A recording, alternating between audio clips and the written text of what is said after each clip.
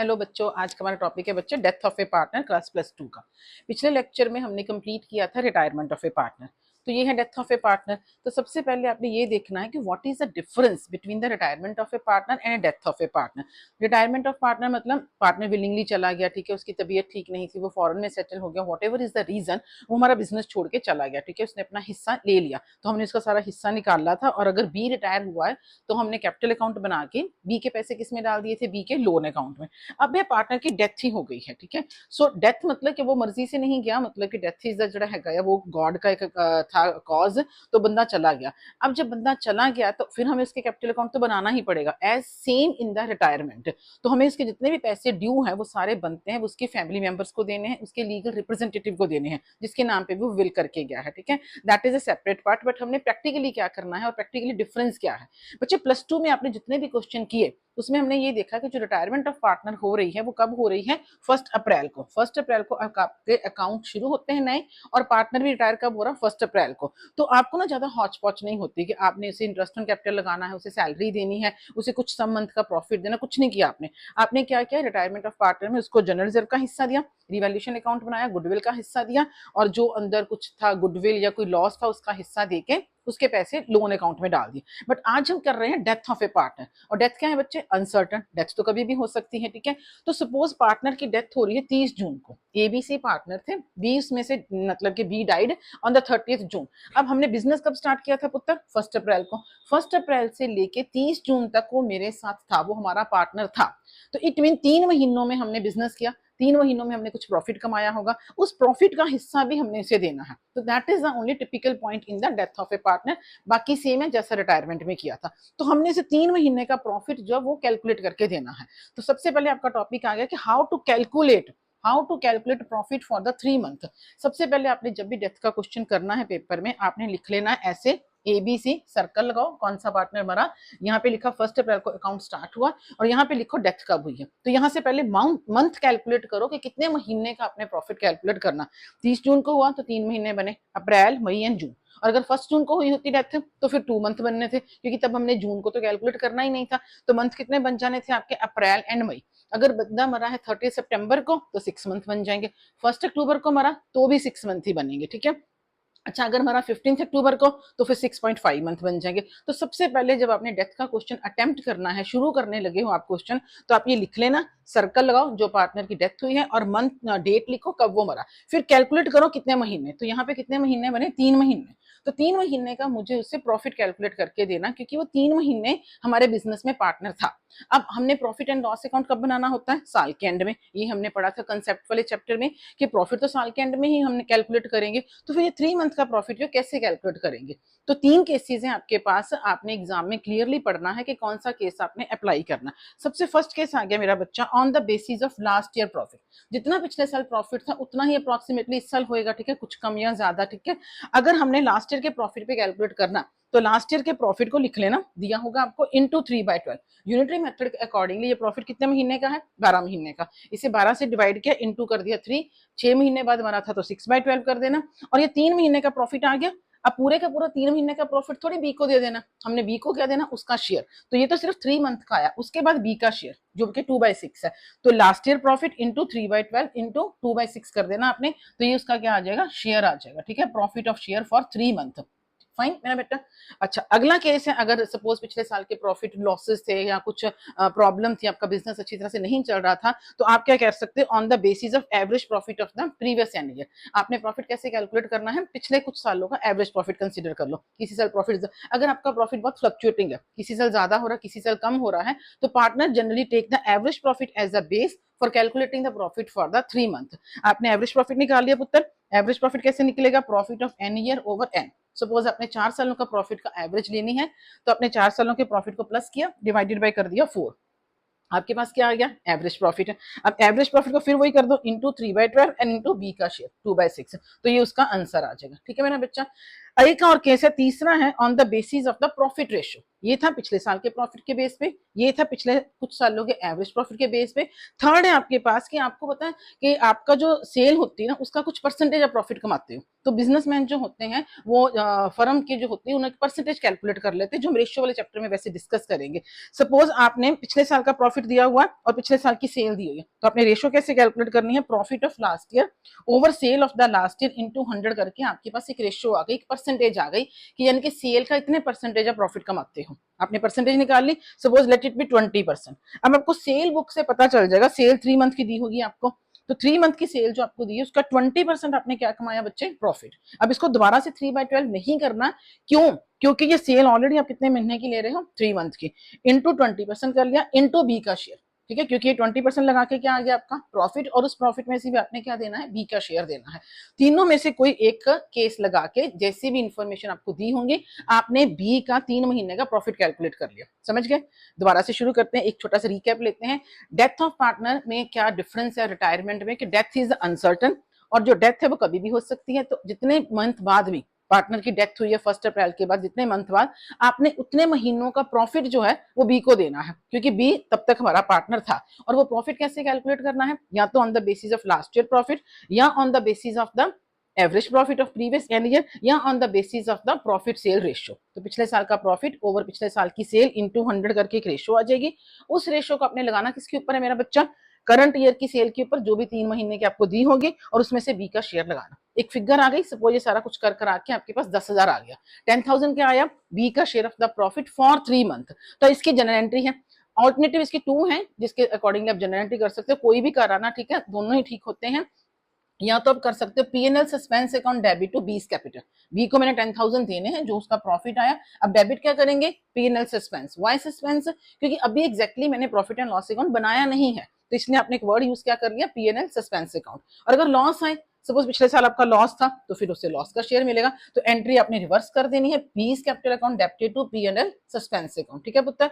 या दूसरी एंट्री है, जैसे गुडविल की ट्रीटमेंट की करते हो, A's capital account debit, C capital account debit to B's capital gaining ratio में, ठीक है, बी को दे दो उसके 10,000, और ए और सी कैसे देंगे इसकी, अपनी गेनिंग रेशियो में।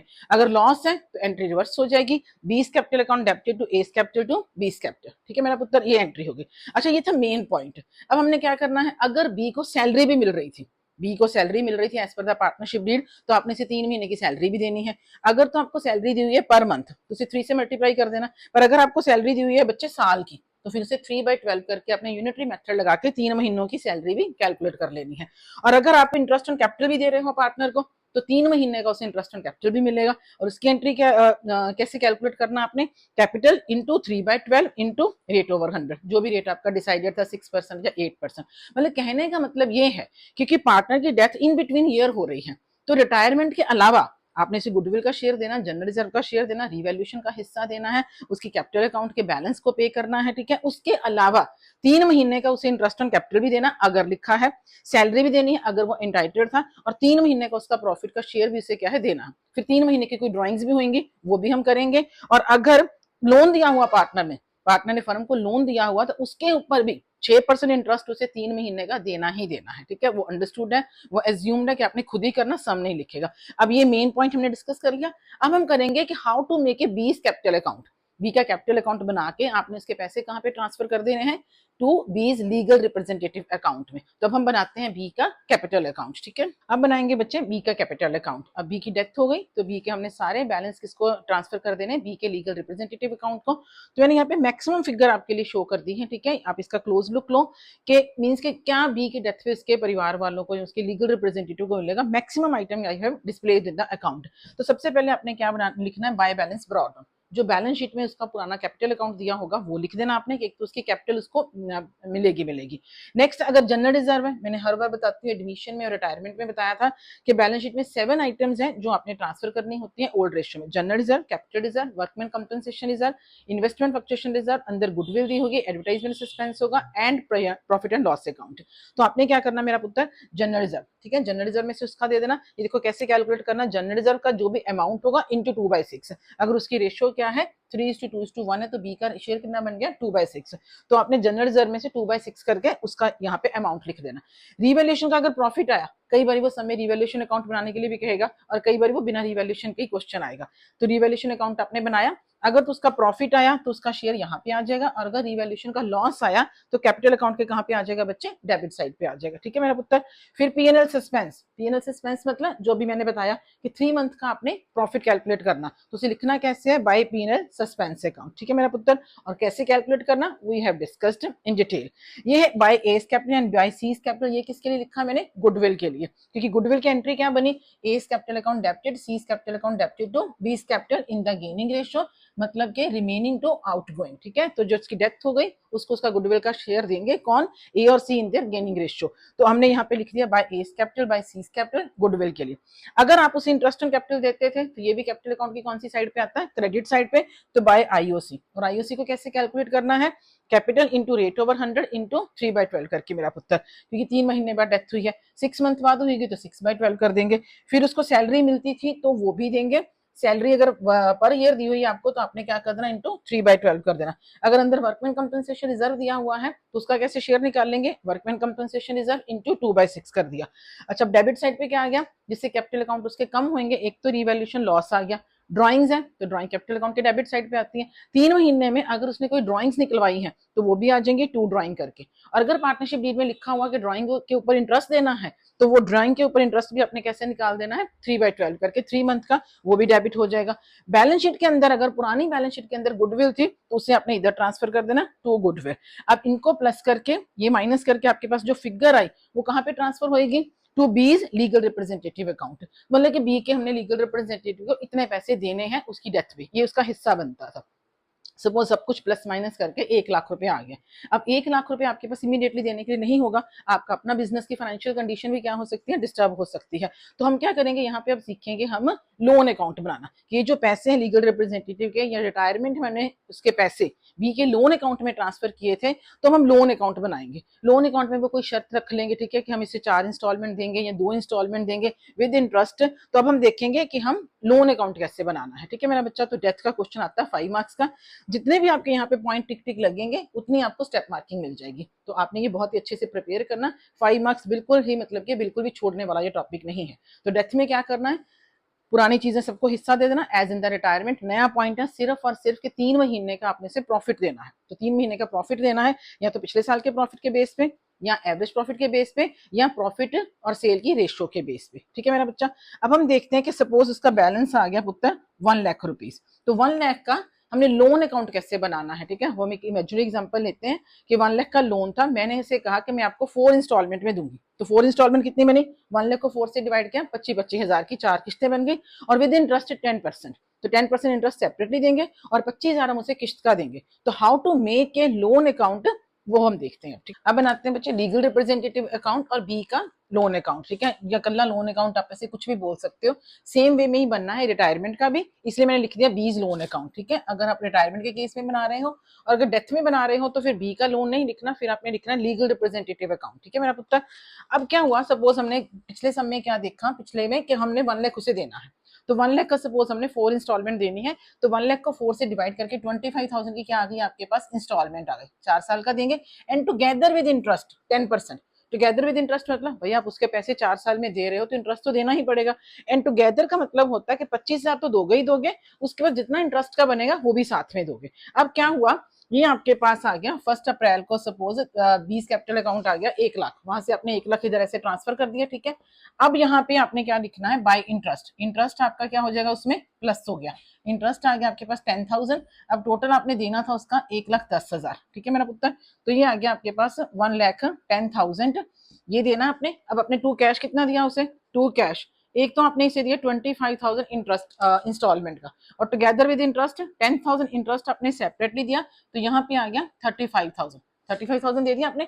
25,000 इंस्टॉलमेंट का दिया और 10,000 किसका दिया आपने, इंटरेस्ट का, तो टोटल आपने 35 दे दिया। तो 1,10,000 में से 35 माइनस करेंगे तो हमारे पास बच गया बैलेंस 75,000। ठीक है।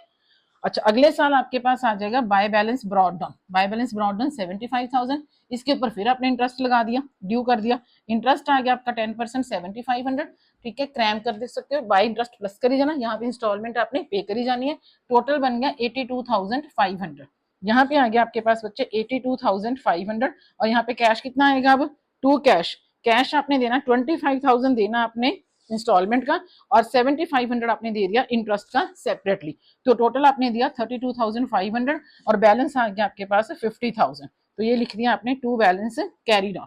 फिर यहाँ पे आ गया आपके पास तीसरे साल बाय बैलेंस ब्रॉड डाउन 50,000। अब इसके ऊपर 10% इंटरेस्ट कितना बना, 10% के हिसाब से 5,000। तो टोटल आपका हो गया 55। यहाँ पे आ गया आपके पास टू कैश। टू कैश आपने कितना दिया, 25,000 दिया आपने इंस्टॉलमेंट का और 5,000 आपने दिया इंटरेस्ट का सेपरेटली। तो आपने दे दिया टोटल 30,000। कैरी डाउन आ गया आपके पास बच्चे 25,000। ठीक है, तो यहाँ पे 55 लिख देना आपने। ये आ गया आपके पास by balance brought down. By balance brought down 25। अब ये लास्ट इंस्टॉलमेंट है पर इंटरेस्ट देना पड़ेगा, तो बाय इंटरेस्ट आ गया 10% 2,500 रुपया।